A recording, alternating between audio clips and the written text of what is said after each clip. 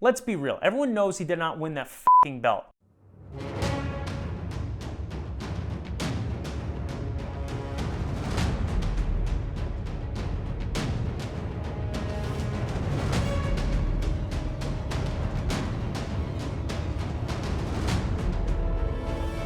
What's up, everyone? Welcome back to MMA Court. Today we got to discuss the case of Aljamain Sterling versus Petr Yan. First, we need to talk about what could happen in this fight. Well, if history repeats itself, we're going to see something that a lot of people are starting to think is probably going to happen, which would be Petr Yan is going to decimate Aljamain Sterling.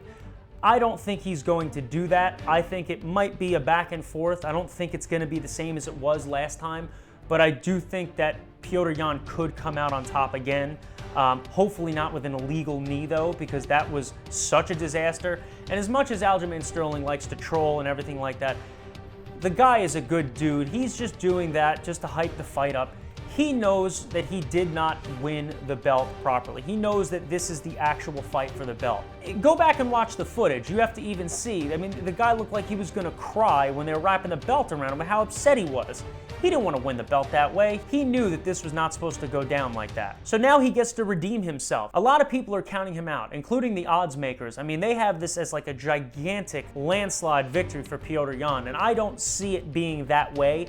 I think it's going to be a much bigger back and forth. I do think that Aljamain Sterling is going to utilize his wrestling much better in this fight than he did in the last one. It seemed like he just wasn't all there. He couldn't get under his feet, and it seemed kind of silly because he was slipping all over the place, and Yan, with his judo and his trips, he was making it look almost easy. But it seemed as though something was not right with Aljamain Sterling's performance. Because if you watch him before that, I mean, let's be honest here, the guy submitted Corey Sandhagen in like 30 seconds.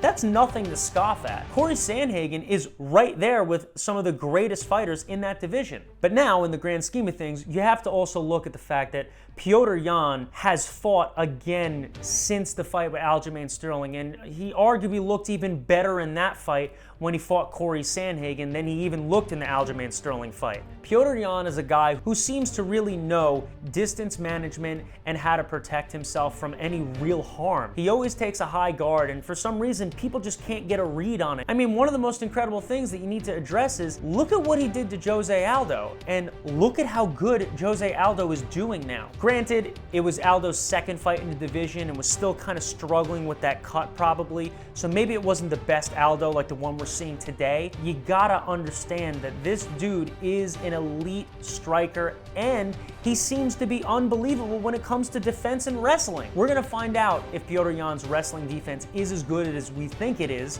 in this next fight with Aljamain Sterling, because I think he's gonna be much more on his game than he was last time. If Aljamain Sterling wins this fight and retains the belt, let's be real, everyone knows he did not win that fucking belt. So anyway, if Aljamain Sterling wins this fight, who does he fight next? It's pretty clear whoever wins this fight is going to be fighting TJ Dillashaw next. I don't know why anyone is even talking about this and basically even speculating that someone else could get the shot. There's no way that they're going to let Corey Sandhagen fight Aljamain Sterling after he just got submitted by him not that long ago, and he's coming off a loss to Petr Yan. If Yan wins, they're not going to let him fight Corey Sandhagen again because that's just pointless. He just beat him. So the only person that's actually deserving of this fight right now would be TJ Dillashaw, and the timing is just going to be perfect. I mean, the guy just had the knee surgery.